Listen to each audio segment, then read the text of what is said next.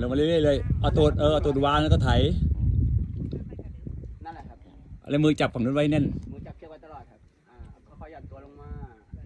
พลิกดันตัวขึ้นมาก่อนนั่นแหละครับแล้วขาย้อนกำลังใจนั่งอยู่ค่อยๆเอาตูดไถมาเลยจับเชือกไว้ตลอดย้อนนี่ครับซ้ายขวานั่งดีกว่ามันลงก่อนเอาตูดวางพื้นก่อนหมุนตัวครับเข้าตรงกลางเชือกเลยจับเชือก2 เส้นเหมือนท่าขึ้นเลยครับ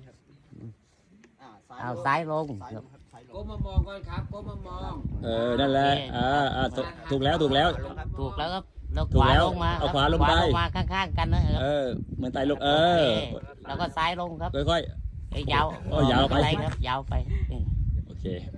เคจบเป็น